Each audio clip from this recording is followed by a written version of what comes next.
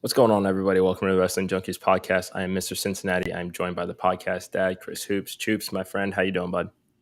I'm doing better than I was yesterday, but we're gonna get right into it. This is one of our quicker episodes, so we're gonna right off the bat get into it. You have a video you'd like to share? Yeah. I mean, full disclosure, we had an episode planned out today. Just kind of doing a little bit of talking about Raw and a few more things. Kind of based on what we're seeing coming out of last night's show and going into Fastlane, rest of 2023, etc. I reached out to Bryce Cannon, PCW World Champion, today just to see how he's doing after the heinous attack on him over the weekend, and he provided me with a little bit more footage of additional context of how the neck brace came to be. And again, I know that we put this out on our socials again today. Viewer discretion is advised. This is some pretty graphic stuff. So, yeah, dude, I don't think you're ready for this. So, hold on.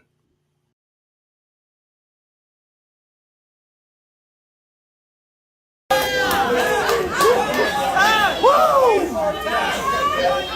it again! One more time, Tower! One more time!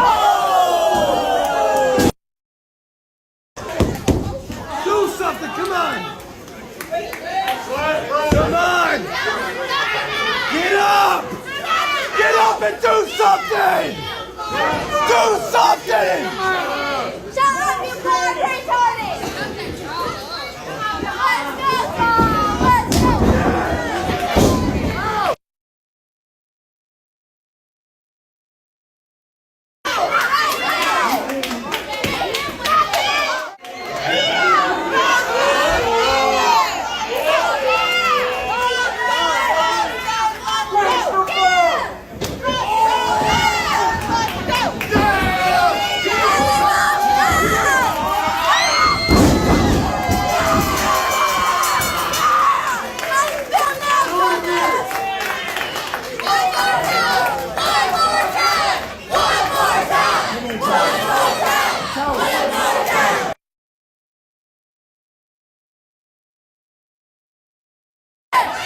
This is complete bull.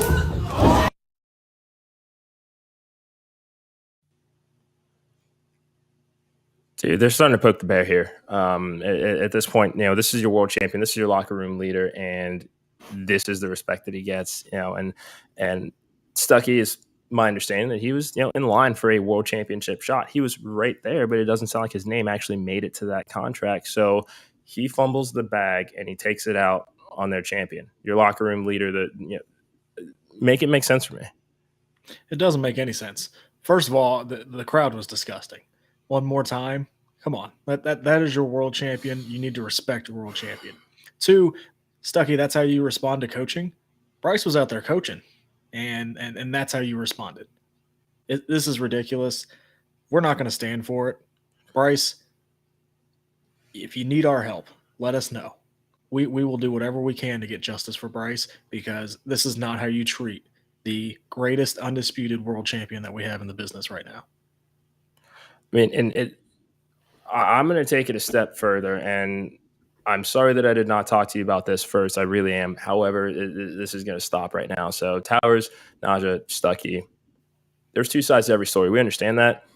We've seen Bryce's side of the story. It's in video right there.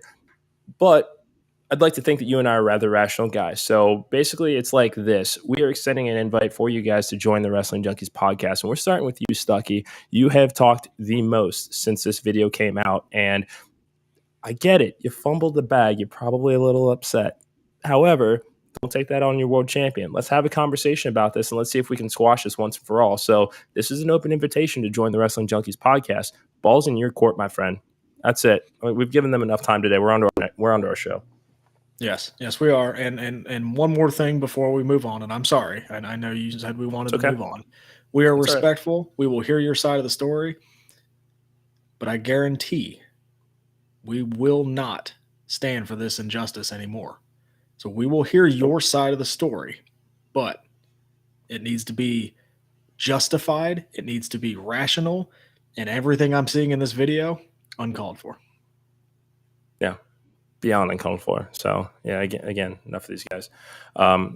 So first things first, a couple of cool points that we ended up seeing. So Disney was in the running for the TV rights deals a few years ago when they were up for the big negotiations. Ultimately, Fox won out. Now it's starting to seem like Disney may be the front runner going into next year. Fox is reportedly interested in maintaining SmackDown on Friday nights and in their content family. However, they want to pay less money for it. This is probably a bad time to hope that you're going to pay less money for anything related to WWE, UFC, just that TKO conglomerate anymore. Just programming in general.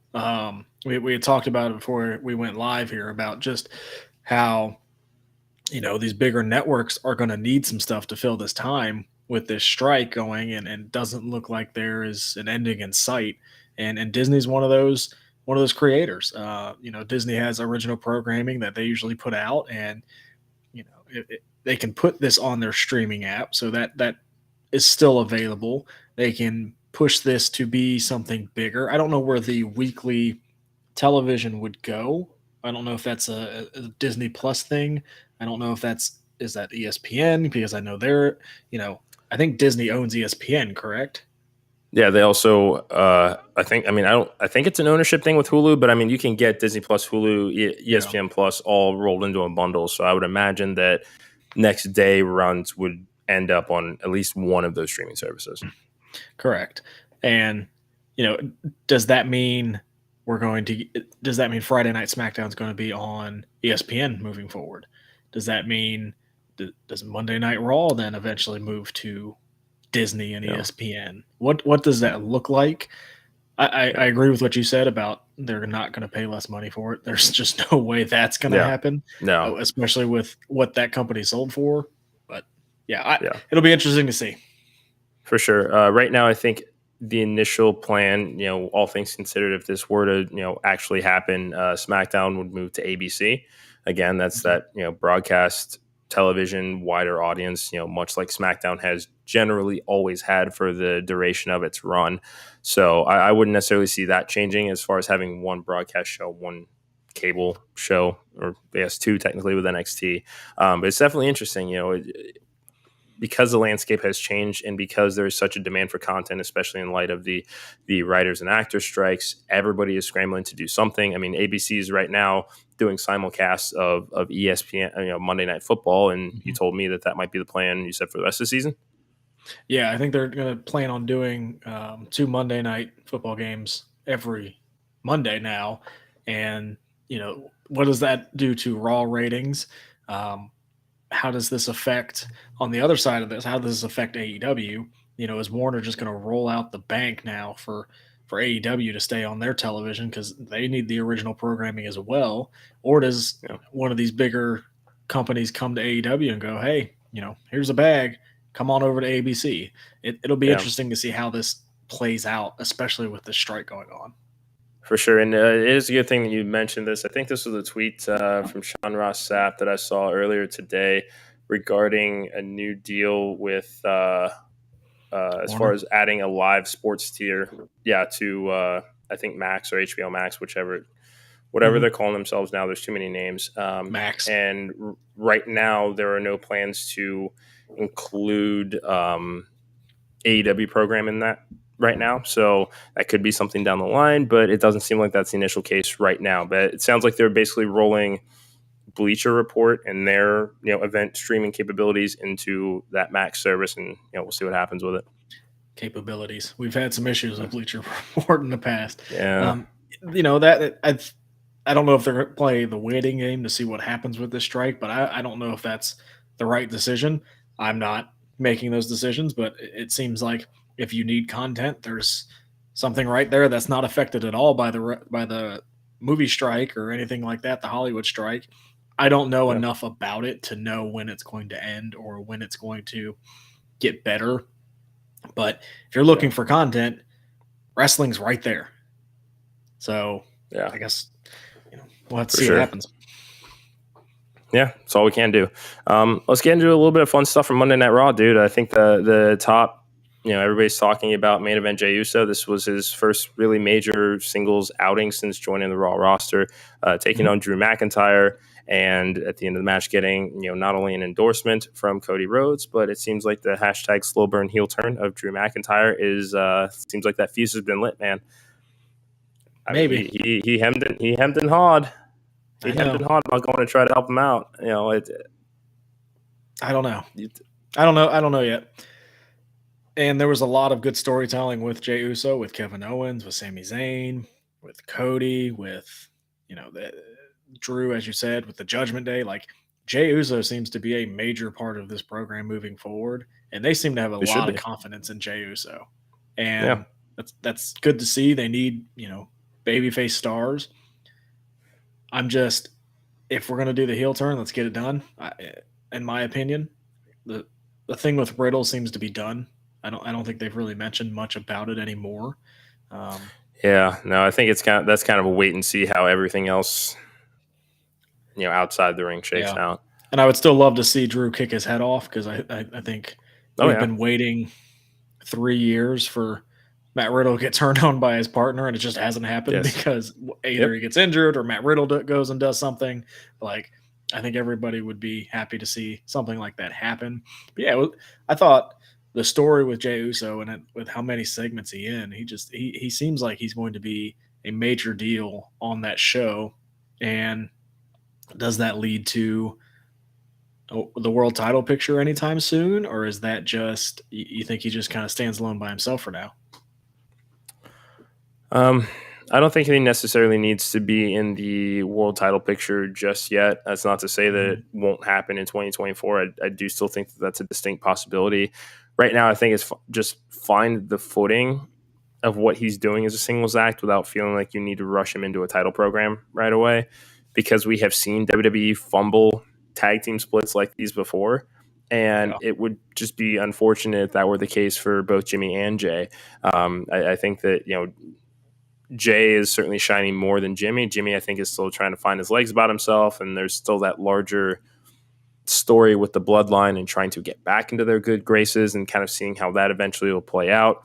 Kind of hard to do that when you don't have the world champion or the undisputed champion there to tell you where his head is at, or trying to give him some indication of where this might go. So it feels a little stymied in that respect, but right now they are nailing it with Jey Uso. It helped to get the Cody rub, and that, I think, also makes it easier to insert Cody back into the picture with Roman come Philadelphia. So one of the things that they still haven't mentioned, I mean, I don't know if they've mentioned it, but it hasn't happened, obviously, is the trade. Like, who is going over to the SmackDown? And they haven't really made a big deal about it, but it's still going to happen, I assume. And is that part of that larger storytelling? And do you think it'll be one of the three, Sami Zayn, Owens, or Cody Rhodes? Like, is that who you envision going over to SmackDown? Forgot, yeah. Had a little moment there. I was technology one, Mr. Cincinnati 0. That was not technology. That was user error. Leave me alone. But I still think that we can't rule out Jade as that surprise for that division on SmackDown. I mean, that I know that we have had the discussion back and forth about needing to grow that, maybe grow that fan base of, and make sure that people know who she is. But I don't know. I'm just not really worried about that. I'm really not. Yeah, and that's. We'll see what happens. I have my thoughts about the women's division if you want to get into it now, but this would be an appropriate time. I know that you were frustrated about the women's tag team division last night, which we have been ad nauseum all year. Really, let's be honest, the only bright spot of that division is Chelsea Green. And who was right about her coming back, bud? So Chelsea Green and Piper Niven are doing great, I think, as a pairing. And I think they if you give them the chance, they would elevate the tag division. And this is not a knock on Nia Jax. I'm going to wait and see what happens. I just don't know if that was the best follow-up for Nia Jax. To come in and kind of destroy your tag division again, and to destroy Zoe Stark and Shayna, especially Shayna. Like, you seem to be wanting to push Shayna Baszler like to the moon after this Ronda Rousey feud, and then to have Nia come in and just completely annihilate her and make her look like she's nothing. Because that's the point. She came in and destroyed, the jobbers, with quote unquote. And I don't know if that was the best follow-up. I was kind of excited to see the tag match and see what this would lead to. Like, does this lead to Zoe Stark and Shayna Baszler kind of feuding together? Does it lead to them kind of being a team together? And then on the other side, like, eventually you're going to have to give Chelsea and Piper a win. I don't think they've won since they've had the titles. Have they? Not that I've seen. Not anything that immediately comes to mind. No, I don't necessarily mind the fact that there was a second run in, and the only reason I think that segment was relatively saved is because once the camera did get on her as she's making her way to the back, is that she says, "I'm just running through everybody." So there's at least some motivation there. I would hope that next week we get a promo or a pre-tape as opposed to a third run-in attack. That's where it might jump the shark a little bit for me, but I don't necessarily mind this in particular because it's, again, the wait and see, follow-up of sorts. But I do agree that Chelsea and Piper do deserve a chance to have a proper tag team championship run. I liked the idea of the Chelsea's Got Talent and doing the audition. I love the fact that Piper is just like, no, we're not doing that. Yeah. I'm your new partner, which, again, like you would think that would get Chelsea even more heat because if done properly, Piper Niven and Chelsea Green could be better than Eva Marie and Doudrop. Yeah. Oh, much better. Light years. Much better. Light years. And like they still haven't even done the follow-up with Katana and Caden Carter. Like she came in and attacked them and then nothing happened. The NXT witches. I don't know what they're technically called, but Alba Fire and Isla Dawn. Yeah. They're on the milk carton as well. I don't think they have one. Where are they? Like they're not there. Where are Candice and Indy? They're not there. Like you have enough women to have a tag team division. You don't care about it, and it's frustrating because we keep seeing these titles on television.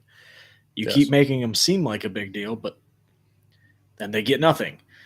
And yes, I will say it. I will admit it. You may have been right about Chelsea Green. She has turned, in my opinion, lemons into lemonade with this character. Because I think it's her entire run. Yeah. Because I was skeptical. Yeah. Like, I just think she went 100% into it. Like, okay, this is what I got. I'm going to go all the way. I'm going to do whatever I can to get over and embrace the character. And she did, and it's awesome. She's doing such a good job at it. She's on TV almost every week. Like, she's on SmackDown. She's on Raw. She's on – I don't know if she's been on NXT yet. But she's on the shows. Piper's back. Let's make them a team. Like let's start establishing some teams because team. I think you could have some good a good division if you just use it. Like I know Fightful reported that Tegan Nox was originally supposed to face Becky rather than Natalya. Yeah, where's Tegan Nox been? I agree. You pair her up with anybody and you'd have a team like Shotzi. Bring her back with Shotzi, and that's a good team. Yeah. And then eventually spin off the true Dakota Kai Tegan Nox feud that we have been starved of for the last 5 years. Anything. Like, there's another team. Like, obviously Dakota's hurt, but you still have that team that doesn't seem to be doing anything as a team rather than messing around. Backing up Io basically because she's got the gold, And eventually you'd think that would get to Bayley by now, but guess not. That's a whole other can of worms that I'm not ready to talk about right now because they have fumbled on the EO title run, in my opinion, massively. Because there's been, she doesn't feel like a champion. She kind of just feels like she's holding the belt. What do you think? Oof. Yeah, I mean, I would agree. It seemed like once she came out of this cash in, Charlotte was going to have, a target on her. Asuka was going to have a target on her. The fact that we have not had that one-on-one match in WWE yet is just infuriating. And I mean, now it kind of begs the question, our last few episodes of the show, we have talked so much about War Games, Chicago, what will hopefully happen on the men's side with that match. We really haven't even thought about what realistically can happen in a women's War Games match. And you would think that Damage Control would be the basis of a story with that, but it just, it does feel like an afterthought. I don't think they're going to get one. I'd put money that they don't. I would. There's no story for it. There's nothing there. Again, I'm going to beat this drum until it's I got a hole in the drum. Fix the women's division. Triple H, you're right there. Fix the women's division. You know how to do it.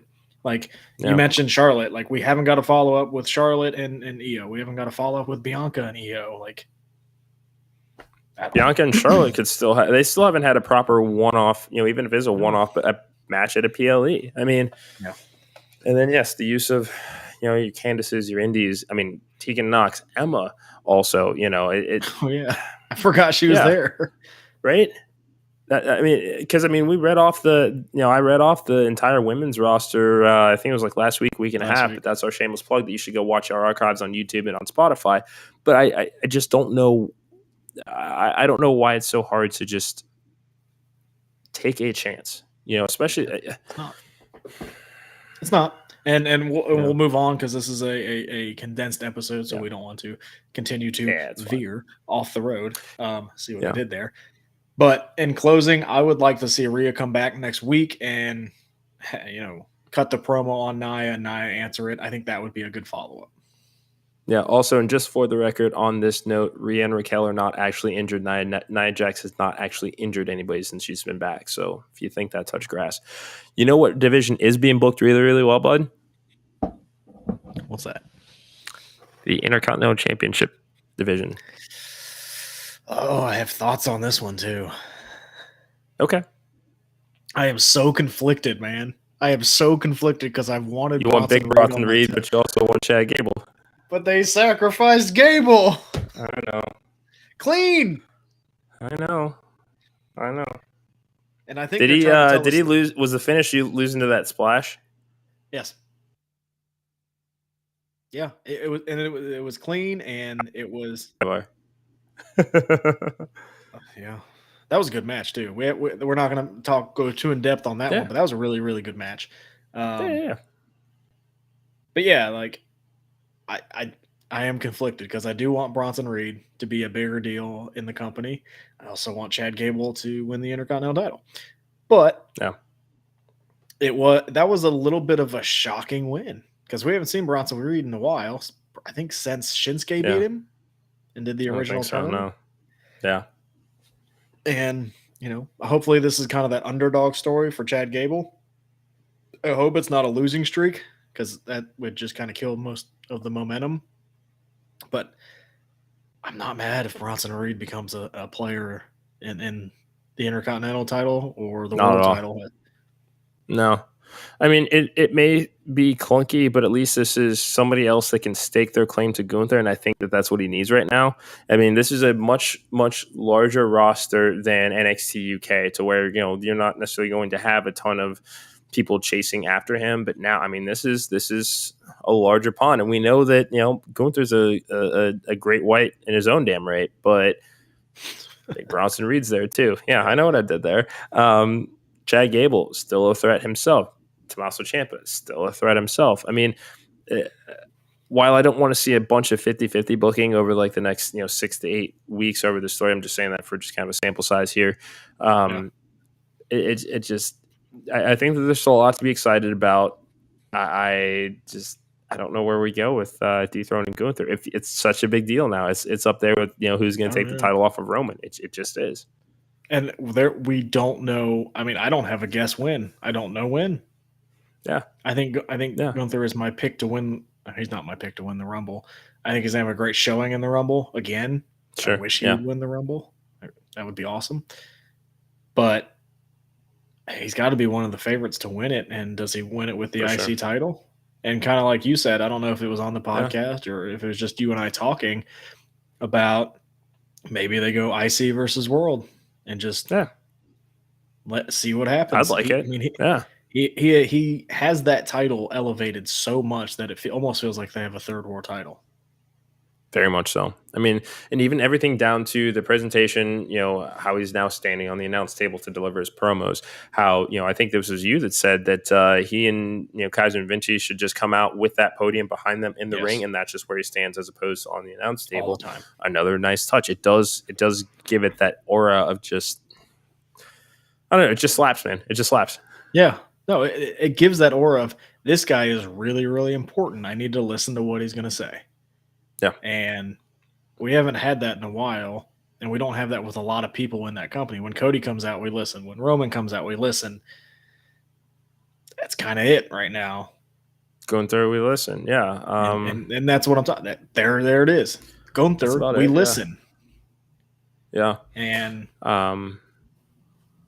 go ahead. Yeah, I think that's really the only ones that I could say. I mean, Judgment Day, they get heat, but it's not necessarily an, oh my God, this is captivating as hell. I can't stop watching what it is that they're doing. There's just there's a different aura to them, and it's not a bad thing, by any means. But again, it's just who can command an audience just in the palm of their hand. It's a very special thing to do. Yeah, no, Judgment Day is a great heel faction that can get heat, and they have their own place for that. Miz is somebody who can get heat. Grayson Waller is somebody who can sit there and get heat. LA Knight is another one that feels like when he talks, we need to pay attention. So I'd say they kind of have 4 of those guys going right now, 2 on the face side, 2 on the heel side. And maybe those are your main eventers moving forward. That's a hell of a main event scene, if you ask me. Yeah, I would agree. Before we sign off, just here's a little bit of what's been announced for NXT tonight. Carmelo Hayes taking on Dominic Mysterio, champion versus champion. Roxanne Perez versus Lola Vice in a singles match. Butch versus Tyler Bate in a Global Heritage Invitational tournament. Yeah. Joe Coffey versus Duke Hudson. Duke Hudson, I'm begging for that heel turn. Waiting. I'm begging for that Still heel waiting. turn. I know. You're gonna turn into a skeleton. It's gonna be that a little classic bit. meme I might. You just turn into a skeleton. Just don't pair him with MVP again. Yeah, it's all right. It didn't work. It's okay. They tried. But yeah, fair. Anything else for this episode of the Wrestling Junkies podcast, Dad? Go watch Butch and Tyler Bate. I think that is going to be a crazy good match. We haven't seen those two link up in a very, very long time. Yeah, and I think that's going to be a banger. And we're getting that on free TV. Guys, go watch that. That's going to be. Yeah. Even with the weird rules, I think it's just going to be awesome. For sure. And something else that we forget about these guys, they're only like 26, 27. Like they've been with WWE so long that it's just like it's felt like you should have been on the main roster ages ago, especially Tyler Bate. But it's just like you got time. Like didn't they both debut when they were like 19? Mm-hmm. That's crazy, dude. Yeah, that is nuts. Yeah, insane. So there's still time. There's still time for them. Yeah. I agree. But I think that's all we've got for this episode of the Wrestling Junkies podcast. Stucky, the ball's in your court, man. We just want to talk. So, yeah. Let us know. We just want to hear your side. Yeah. We just want to hear your side. Yeah. It's all right. And if he decides he doesn't want to come on, then, we know why. That's fair. Hey, I will say before we head out, everybody else besides Stucky, everybody but him, please be kind to each other. Wrestling is fun. Wrestling's always going to be fun. Be kind. Be nice. Don't be crazy with the performers. Leave them alone. They're doing this for us. Please, please, please just be kind to each other and let us all enjoy wrestling. That's all we are here to do. It is okay. It is okay to like both companies. Yes, it is. Yes, it is. That's all I got. For the podcast, Dad, I am Mr. Cincinnati. This has been the Wrestling Junkies podcast. Thanks so much for tuning in. We'll see you guys tomorrow night at 6:15.